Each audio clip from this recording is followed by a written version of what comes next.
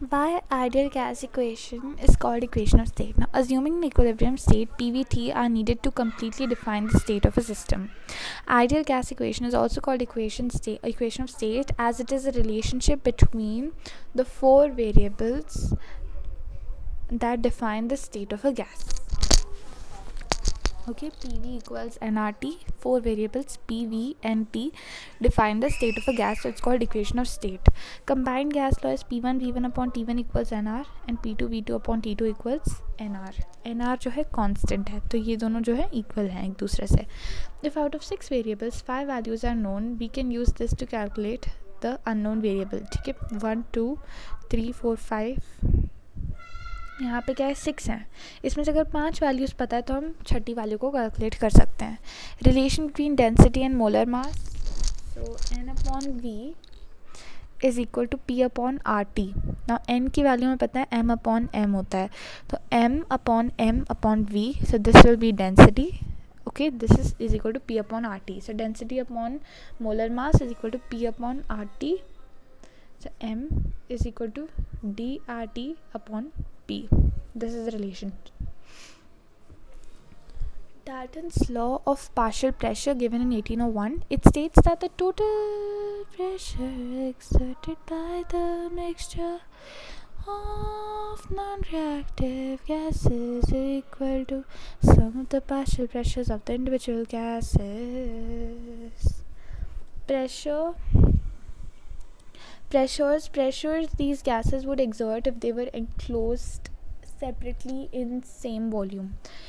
Each gas exerts how much pressure? This is your partial pressure, the gas that these gases were exert if they were enclosed separately in same volume. Now P total is equal to P1 plus P2 plus P3 plus endless at constant T and V. ठीक है, तो P total is equal to P1 plus P2 plus P3 at constant temperature and volume. Aqueous tension is the pressure exerted by saturated water vapor. It is defined as the partial pressure of the water vapor that is present in the moist gas. Okay, P total is pressure is equal to P dry plus P water vapor. P water vapor is aqueous tension, P total is pressure. From this equation we can conclude that pressure exerted by a gas can be corrected by using Dalton's law of partial pressure. P total जो है dry gas के साथ थोड़ा सा water vapour भी pressure exert करता है, तो जो टोटल प्रेशर है that also includes aqueous tension. So if you want to know just the pressure of dry gas, it is equal to P total minus P water vapor. Now partial pressure in terms of mole fraction. Suppose at temperature T, 3 gases enclosed in volume V exert partial pressure P1, P2 and P3. Then P1 equals N1 RT upon V, P2 equals N2 RT. P1 अगर temperature T पे 3 gases हैं जो कि volume V में enclosed हैं और एक partial pressure P1, P2 और P3 एक्सर्ट कर रहे हैं, then P1 equals N1 RT upon V, P2 equals N2 RT upon V, P3 equals N3 RT upon V. Okay, so N1, N2, N3 are the number of moles of these gases. So P total is equal to P1 plus P2 plus P3, N1 RT upon V, N2 RT upon V plus N3 RT upon V. RT upon V constant रहता है because जो volume है वो V है, ठीक है, और number of moles of gas different है, but R T upon V is a whole constant thing. Okay, so partial pressure of different gases will be N1, उस गैस के N मोल्स हैं, N1 मोल्स हैं, दूसरी gas के N2 moles हैं, तो ऐसे पार्शियल प्रेशर डिफरेंट है and number of moles is different. So P total is equal to P1 plus P2 plus P3, N1 RT upon V plus N2 RT upon V plus N3. See, different gases will have different partial pressures and different number of moles. Everything else will remain the same. Now N1 plus N2 plus N3 into RT upon V, this you can take as common.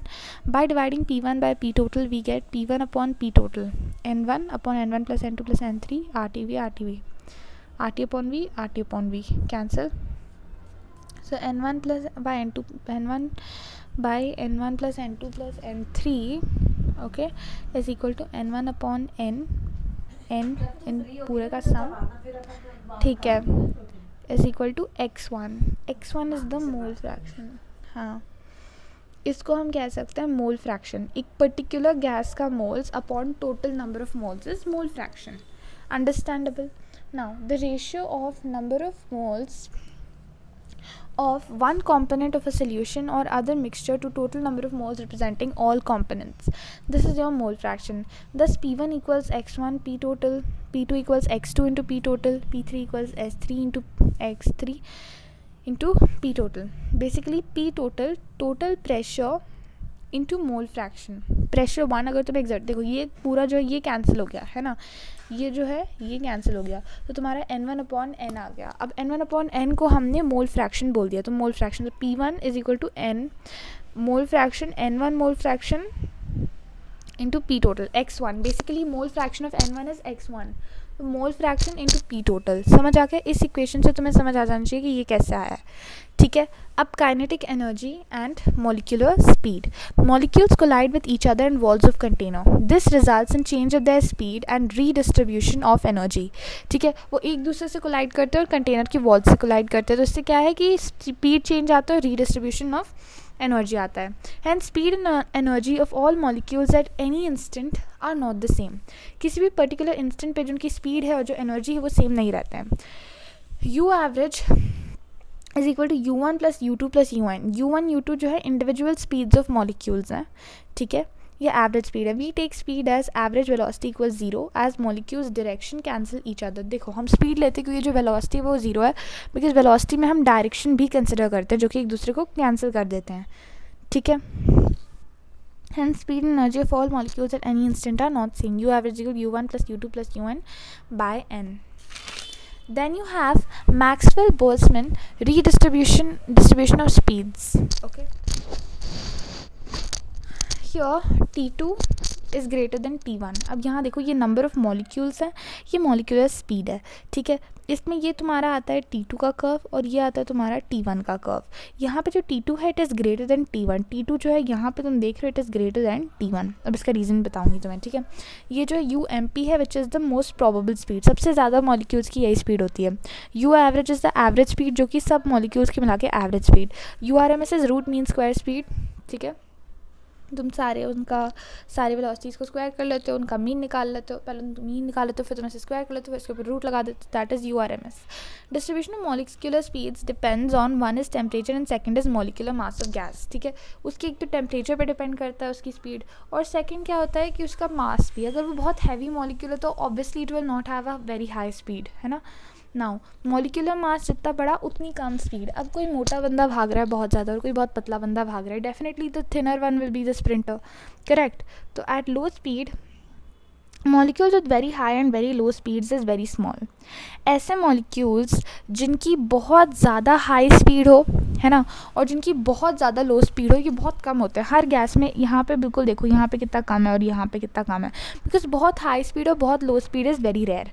ठीक है, maximum of curve represent speed possessed by maximum molecules. ठीक है, जो maxima है उस पर तुम्हारी most probable होती है क्योंकि ये मैक्सिमम नंबर ऑफ मॉलिक्यूल्स की ये पर्टिकुलर स्पीड है, तो that is your maxima. UMP is almost equal to U average. जो मोस्ट प्रॉबेबल है that is almost equal to U average. ठीक है, UMP और U average is almost equal, मतलब एवरेज स्पीड और मैक्सिमम मॉलिक्यूल जो स्पीड को possess कर रहे हैं वो बाय डेफिनेशन सेम होनी चाहिए, बट सेम नहीं है, ऑलमोस्ट सेम है.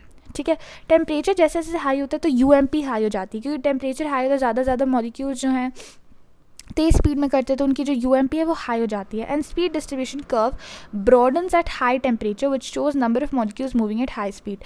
यहाँ पे ये ब्रॉड हो जाता है, मतलब जो हाई स्पीड है उस पर ये कर्व एकदम फैल सा जाता है, मतलब यहाँ पे ऐसे जा रहा था अब ये फैल सा गया है, मतलब ये बिल्कुल स्प्रेड आउट हो गया है.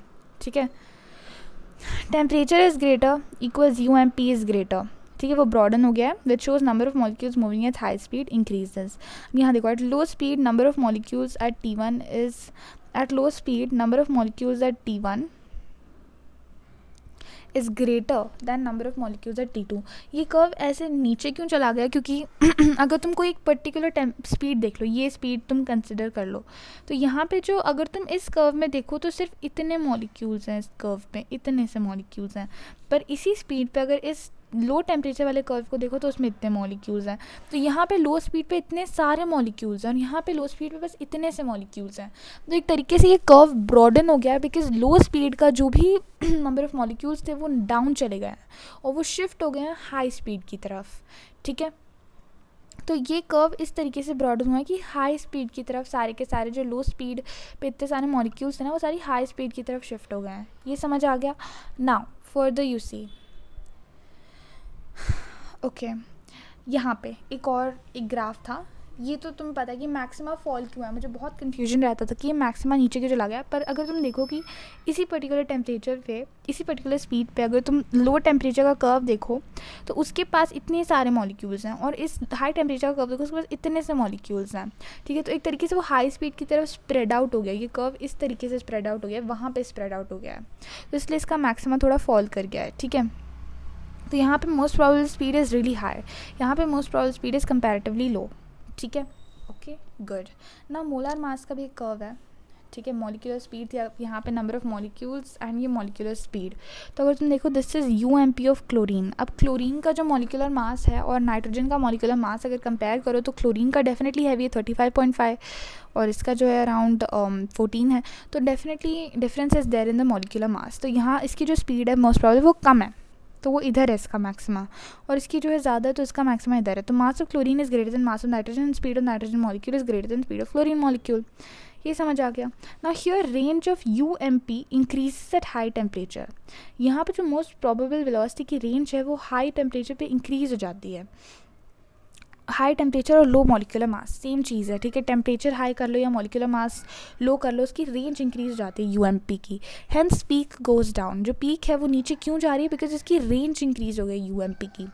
ठीक है, to accommodate more molecules in the UMP range more distribution occurs. ठीक है, यहाँ पे इतने सारे मॉलिक्यूल्स थे पहले, इन सब मॉलिक्यूल्स को अब यहाँ पे अकोमोडेट करना है तो डिस्ट्रीब्यूशन बढ़ जाता है। ठीक है, तो some molecules move to the higher speeds and total number of molecules remains constant. total number of molecules तो वही हैं, पर यहाँ पे जो थोड़े से molecules थे इतने सारे, वो सारे इधर हाई स्पीड पे मूव कर गए, तो उनको अकोमोडेट करने के लिए इसकी जो रेंज है वो बढ़ जाती है, इसकी इतनी सी थी इसकी रेंज बढ़ गई है। ठीक है, ये समझ आ गया। इसका मैं थोड़ा और अच्छे से रीज़न बताऊँगी रेंज क्यों बढ़ गई है। ठीक है, पर उससे पहले ये देख लो, kinetic energy is equal to half mu²। ये पता है कि half into mass into u², तो वेलोसिटी, ये फॉर्मूला है इसका। Average translational kinetic energy half mu² mean square of speed, u mean square, तो ये रूट मीन स्क्वायर वेलोसिटी है। ये क्या होती है कि u² अगर तुम लिखोगे that will be u1² plus u2² plus un² by n। ठीक है, वरना जो u होता है वो जनरली रूट मीन स्क्वायर होता है, रूट ऑफ u² होता है। ठीक है, this is your root mean square speed. Now look at this, URMS is greater than U average is greater than UMP. ठीक है, URMS is greater than U average is greater than U most probable, RAM, ये order follow होता है। तो जो root mean square velocity वो काफ़ी high होती है, U एवरेज वेलोसिटी उससे थोड़ी कम, U मोस्ट प्रोबेबल सबसे कम। जो सबसे ज़्यादा मॉलिक्यूल्स है सबसे लो वेलोसिटी में रहना चाहते हैं, सबसे स्टेबल स्टेट में रहना चाहते हैं। ठीक है, तो URMS is to U average is to UMP is equal to 1.224 is to 1.128 is to 1। बहुत थोड़ा सा डिफरेंस है इन दोनों में, तो बहुत 1.2 इज़ टू 1.1 इज़ टू 1, इसमें तो बस 0.1 का डिफरेंस है, इन दोनों में 0.2 का डिफरेंस है। फिर हम बात करेंगे kinetic molecular theory of gases की। ठीक है, उसके बाद है तुम्हारी deviation from ideal gas equation और थोड़ी यही डिविएशन। ठीक है, 2 ही टॉपिक्स बचे हैं, पर मैं थोड़ा सा मैक्सिमा ऑफ कर्व के बारे में तुम्हें बताती हूँ और आई विल बी बैक।